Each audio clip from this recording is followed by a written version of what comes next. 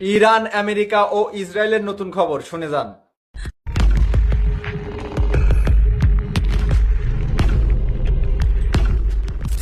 আমেরিকার স্বপ্নের রাজ্য ক্যালিফোর্নিয়া, হলিউডের জাদু, সিলিকন ভ্যালির প্রযুক্তি, প্রশান্ত মহাসাগরের হাতছানি সবকিছু মিলিয়ে এ যেন স্বপ্নের ভূমি। কিন্তু সেই স্বপ্নের বুকে এখন নেমে আসতে চলেছে ভয়াল এক দুঃস্বপ্ন। গোয়েন্দা সূত্রে খবর, সরাসরি আমেরিকার মূল ভূখণ্ডে হামলার প্রস্তুতি সম্পন্ন করেছে ইরান। লক্ষ্য ক্যালিফোর্নিয়া। অস্ত্র শক্তিশালী ক্ষেপণাস্ত্র। নির্দেশদাতা মোজতবা খামেনি। হোয়াইট হাউসের পরিস্থিতি কক্ষে তখন তীব্র আলোচনা চলছে। ডোনাল্ড ট্রাম্পের মুখ শুকনো, তার সামনে গোয়েন্দা রিপোর্টের প্রথম পাতায় বড় অক্ষরে লেখা, ইরানের নতুন হুমকি, ক্যালিফোর্নিয়া টার্গেটেড। ট্রাম্প চিৎকার করে বললেন, ওরা কি পাগল হয়ে গেছে? আমেরিকার বুকে হামলা? কিন্তু পাগল তো কেউ নয়, অত্যন্ত সুচিন্তিত পরিকল্পনা। আর এই পরিকল্পনার নেপথ্যে আছেন তিনি, মোজতবা খামেনি, ইরানের সর্বোচ্চ নেতার পুত্র, ছায়াযুদ্ধের অদৃশ্য সেনাপতি, যার সামনে আজ যেন অসহায় আত্মসমর্পণের পথে ট্রাম্প প্রশাসন। ইরানের সঙ্গে যুদ্ধের 12 দিন পেরিয়েছে। এই 12 দিনে কি হয়েছে? মার্কিন অর্থনীতি কেঁপে উঠেছে, বিলিয়ন বিলিয়ন ডলার ক্ষতি হয়েছে। একের পর এক ক্ষেপণাস্ত্র হামলা ঠেকাতে গিয়ে ফুরিয়ে এসেছে ইন্টারসেপ্টর মিসাইল। যে টমাহক মিসাইল একসময় ইরান ও আফগানিস্তানে ধ্বংসযজ্ঞ চালিয়েছে, আজ সেই মিসাইলের ভান্ডার শূন্য হওয়ার পথে। উপসাগরীয় অঞ্চলের মার্কিন ঘাঁটিগুলোতে গোলাবারুদের পরিমাণ দিন দিন কমছে। সৌদি আরব, কাতার, বাহরাইন সব জায়গায় একই অবস্থা, অস্ত্র ভান্ডার ফাঁকা। অথচ ইরানের ক্ষেপণাস্ত্র বৃষ্টি থামছেই না। প্রতিদিন নতুন নতুন ড্রোন, নতুন নতুন মিসাইল। ইরানের সাম্প্রতিক প্রতিশোধমূলক হামলায় ইতিমধ্যে অন্তত 7 জন মার্কিন সেনা নিহত হয়েছে, আহত হয়েছে আরো অনেকে। ক্ষতিগ্রস্ত হয়েছে আমেরিকার 17টি গুরুত্বপূর্ণ স্থাপনা। মার্কিন প্রতিরক্ষা বিশ্লেষক ডেভিড ম্যাকিনজি এক গোপন প্রতিবেদনে লিখেছেন, এভাবে চলতে থাকলে আগামী 1 মাসের মধ্যে উপসাগরীয় অঞ্চলে মার্কিন বাহিনীর যুদ্ধ ক্ষমতা শূন্যের কোঠায় নেমে আসবে। ইরানের সঙ্গে টেকসই যুদ্ধ চালানোর সামর্থ্য আমাদের নেই। যুদ্ধের 8ম দিনে ট্রাম্প আরেকবার যুদ্ধবিরতি চেয়েছিলেন। মার্কিন মুখপাত্রদের দিয়ে তিনি জানিয়েছিলেন, ইরানের সঙ্গে আলোচনায় বসতে চায় আমেরিকা, কিন্তু ইরান তখন রাজি হয়নি। ইরানের সামরিক বাহিনীর মুখপাত্র আবুল ফজল শেকারচি সরাসরি জানিয়ে দিয়েছিলেন, যে দেশ আমাদের সেনাপতি কাশেম সোলেমানিকে হত্যা করেছে, সেই দেশের সঙ্গে আলোচনা। প্রথমে ওই অপরাধের জবাব দাও। ট্রাম্পের প্রস্তাব নাকচ করে দেওয়ার পরে ইরান হামলা আরো জোরদার করে। ইরাকের আইন আল আসাদ ঘাঁটিতে, সিরিয়ার আল তানফ ঘাঁটিতে, এমনকি ইসরায়েলের গোয়েন্দা কার্যালয়েও হামলা চালায় ইরানি বাহিনী। ইসরায়েলের গুরুত্বপূর্ণ কয়েকটি ভবন ধ্বংস হয়ে যায়। ট্রাম্প তখন বুঝতে পারেন, এই যুদ্ধ সহজে থামবে না। পরিস্থিতি ঘোলাটে হতে দেখে মধ্যস্থতায় নামেন রাশিয়ার প্রেসিডেন্ট ভ্লাদিমির পুতিন। তিনি তেহরানে যান, মোজতবা খামেনির সঙ্গে বৈঠক করেন। সেই বৈঠকে ইরান যুদ্ধবিরতির জন্য কয়েকটি শর্ত দেয়। শর্তগুলো এমন যে ট্রাম্প তা মেনে নিলে আমেরিকার মধ্যপ্রাচ্য নীতি পুরোপুরি বদলে যাবে, আর না মানলে তাহলে ক্যালিফোর্নিয়ায় হামলা।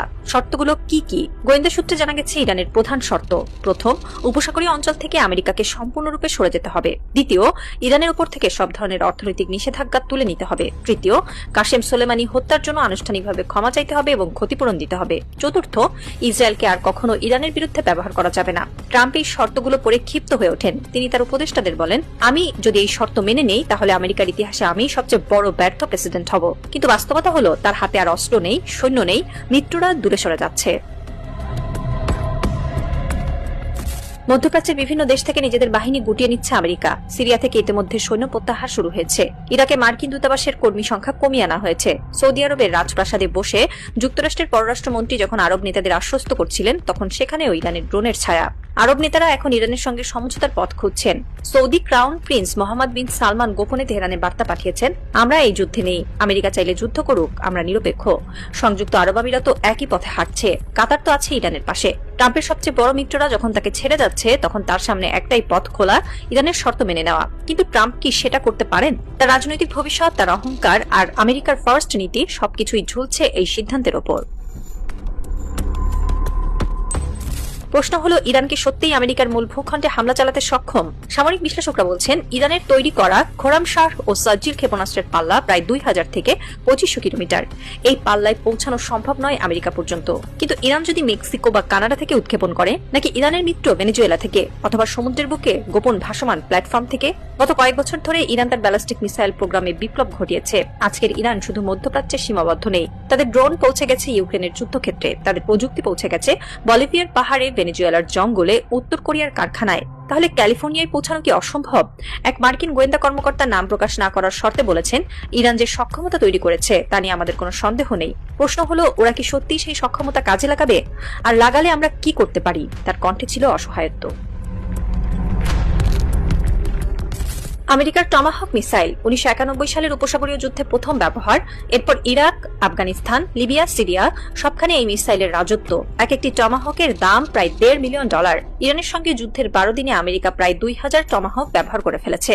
ভান্ডারে আর মাত্র 4000 টমাহক অবশিষ্ট আছে, যা পুরো বিশ্বে ছড়িয়ে আছে বিভিন্ন ঘাঁটিতে। কিন্তু এই 4000 টমাহক দিয়ে কি ইরানের অফুরন্ত ক্ষেপণাস্ত্রের মোকাবেলা সম্ভব? পেন্টাগনের এক গবেষণায় দেখা গেছে ইরানের কাছে কমপক্ষে 20,000 ব্যালিস্টিক ও ক্রুজ মিসাইল আছে। তাদের ড্রোন আর্মি তো সংখ্যায় আরো বেশি। প্রতিদিন ইরান যে পরিমাণে ড্রোন ও মিসাইল তৈরি করছে, তাতে করে টমাহকের চেয়ে ইরানের অস্ত্রের সংখ্যা অনেক বেশি বাড়ছে। টমাহকের সংখ্যা কমছে, গণিত সহজ, যার গোলাবারুদ আগে ফুরাবে সেই হেরে যাবে। ইরানের সামরিক বাহিনীর উপপ্রধান কোয়াদ জাফরি সম্প্রতি এক ভাষণে বলেছেন, আমরা আমেরিকার বিরুদ্ধে আরো 6 মাস পূর্ণ মাত্রায় যুদ্ধ চালিয়ে যেতে সক্ষম। আমাদের গোলাবারুদ অফুরন্ত, আমাদের যোদ্ধারা শহীদ হওয়ার জন্য উদ্গ্রীব। আমরা কি ভয় পাবো? এই হুমকি ট্রাম্পের কানে পৌঁছেছে। তার উপদেষ্টারা বলছেন, 6 মাস যুদ্ধ মানে আমেরিকার অর্থনীতি ধসে যাওয়া, তেলের দাম $200 পৌঁছানো, স্টক মার্কেটের পতন, বেকারত্বের হার আকাশচুম্বী। এই পরিস্থিতিতে ট্রাম্পের পুনর্নির্বাচনের সম্ভাবনা কোথায়? এই যুদ্ধে ইরানের সবচেয়ে বড় শক্তি হলো তাদের জনগণ। অর্থনৈতিক নিষেধাজ্ঞা সত্ত্বেও, বেকারত্ব সত্ত্বেও, মুদ্রাস্ফীতি সত্ত্বেও ইরানের মানুষ একজোট। যখন জানতে পারে আমেরিকা তাদের মাটিতে হামলা চালাতে পারে, তখন মসজিদগুলোতে স্বেচ্ছাসেবক বাহিনী গড়ে উঠেছে। তরুণীরা সামরিক প্রশিক্ষণ নিচ্ছে, নারীরা রেশনিং ব্যবস্থাপনায় সাহায্য করছে, শিশুরা স্কুলে গিয়ে স্লোগান দিচ্ছে, মৃত্যু আমেরিকা। মুজতবা খামেনি এই একতাকে সঠিকভাবে কাজে লাগিয়েছেন। তার কৌশল ছিল আমেরিকাকে দেখিয়ে দেওয়া যে ইরানের জনগণকে বিভক্ত করা যাবে না। প্রতিবারই ট্রাম্প নিষেধাজ্ঞা কঠোর করেছেন, প্রতিবারই ইরানের মানুষ আরো কাছাকাছি এসেছে। আর আজ সেই মানুষগুলোই তৈরি হচ্ছে সরাসরি যুদ্ধের জন্য। ট্রাম্পের সবচেয়ে ঘনিষ্ঠ মিত্র ইসরায়েলও আজ অসহায়। ইরানের হামলায় ইসরায়েলের গোয়েন্দা কার্যালয়গুলো ক্ষতিগ্রস্ত হয়েছে। তাদের আয়রন ডোম ক্ষেপণাস্ত্র প্রতিরক্ষা ব্যবস্থা ইরানের ক্রমাগত রকেট হামলায় প্রায় অকেজো হয়ে গেছে। গোলান হাইটসে ইরানের ড্রোন হামলায় ইসরায়েলি সেনা নিহত হয়েছে। ইসরায়েলি প্রধানমন্ত্রী বেঞ্জামিন নেতানিয়াহু ট্রাম্পকে ফোন করে বলেছেন, আমাদের এখনই ইরানের ওপর স্থল হামলা চালানো উচিত। কিন্তু ট্রাম্প জানেন, স্থল হামলা মানে আরো সৈন্য মৃত্যুর মুখে ঠেলে দেওয়া, আরো $1 বিলিয়ন খরচ, আরো অনিশ্চিত ভবিষ্যৎ। ট্রাম্প সেই ঝুঁকি নিতে রাজি নন। এদিকে বিশ্ব রাজনীতিতে নতুন সমীকরণ তৈরি হচ্ছে। চীন ও রাশিয়া খোলাখুলিভাবে ইরানের পক্ষ নিচ্ছে। পুতিন ইরানকে অত্যাধুনিক S-400 প্রতিরক্ষা ব্যবস্থা সরবরাহ করছেন। চীন ইরানের তেল কিনছে এবং বিনিময়ে অস্ত্র দিচ্ছে। ইউরোপীয় ইউনিয়নও আমেরিকার থেকে দূরত্ব বাড়াচ্ছে। জার্মানি ও ফ্রান্স প্রকাশ্যে বলছে, আমরা এই যুদ্ধে যেতে চাই না। তাহলে ট্রাম্পের সঙ্গী কে? ব্রিটেন? হয়তো কিছুটা, কিন্তু ব্রিটেনের নিজেদের অর্থনীতি এখন নাজুক অবস্থায়। অস্ট্রেলিয়া, কানাডা, তারা তো অনেক দূরে। ট্রাম্প বুঝতে পারছেন এই যুদ্ধে তিনি একা, পুরো বিশ্ব তার বিপক্ষে। হোয়াইট হাউসের ওভাল অফিসে ট্রাম্প একা বসে আছেন। তার সামনে দুটি কাগজ, একটিতে ইরানের শর্তাবলী, অন্যটিতে ক্যালিফোর্নিয়ায় হামলার সম্ভাব্য ক্ষয়ক্ষতির তালিকা। তিনি জানেন এই দুটোর যে কোনো একটা বেছে নিতেই হবে, তৃতীয় কোনো পথ নেই। তার মনে পড়ছে 5 বছর আগে তিনি যখন প্রেসিডেন্ট হলেন, তখন কেউ ভাবেনি ইরান এত বড় চ্যালেঞ্জ হয়ে দাঁড়াবে। তিনি কাশেম সোলাইমানিকে হত্যা করে ভেবেছিলেন ইরানের পৃষ্ঠদেশ ভেঙে দিয়েছেন, কিন্তু সোলাইমানির রক্ত ইরানকে আরো ঐক্যবদ্ধ করেছে। তিনি অর্থনৈতিক নিষেধাজ্ঞা দিয়ে ভেবেছিলেন ইরানকে নতজানু করবেন, কিন্তু ইরান আজ আরো শক্তিশালী হয়ে ফিরেছে। ওদিকে তেহরানে মুজতবা খামেনি তার সহযোগীদের নিয়ে বৈঠক করছেন। তিনি জানেন সময় তার পক্ষে। ট্রাম্প যত দেরি করবেন, আমেরিকা তত দুর্বল হবে। বিশ্বের চোখ এখন তেহরানের দিকে, আর ট্রাম্পের দিকে। প্রশ্নটা এখন স্পষ্ট, ট্রাম্প কি ইরানের কাছে হাঁটবেন, নাকি ক্যালিফোর্নিয়ার আকাশে ইরানের ক্ষেপণাস্ত্র দেখবেন? উত্তরটা জানা নেই এখনো, কিন্তু বিশ্বের রাজনীতির সমীকরণ বদলাতে আর বেশি দেরি নেই। মুজতবা খামেনি বসে আছেন, হাতে সময়, মাথায় কৌশল। আর ট্রাম্প বসে আছেন ওভাল অফিসে, হাতে কলম, কিন্তু সই করতে পারছেন না। ভাবছেন ইতিহাস তাকে কি নামে ডাকবে, বিশ্বাসঘাতক নাকি শান্তিদূত, পরাজিত নাকি বাস্তববাদী? সেই প্রশ্নের উত্তর জানতে পুরো বিশ্ব অপেক্ষা করছে। তবে একটা বিষয় নিশ্চিত, এই সিদ্ধান্ত যাই হোক না কেন, মুজতবা খামেনি ইতোমধ্যে জিতে গেছেন। কারণ তিনি প্রমাণ করেছেন, বুদ্ধির লড়াইয়ে, সাহসের লড়াইয়ে, এমনকি যুদ্ধের লড়াইয়েও ইরান এখন বিশ্বের শ্রেষ্ঠ শক্তিগুলোর সঙ্গে পাল্লা দিতে পারে। আর ট্রাম্প আজ বুঝতে পারছেন তার সব অস্ত্র শেষ হয়ে গেছে। এখন শুধু অপেক্ষা ক্যালিফোর্নিয়ার আকাশে কালো মেঘের।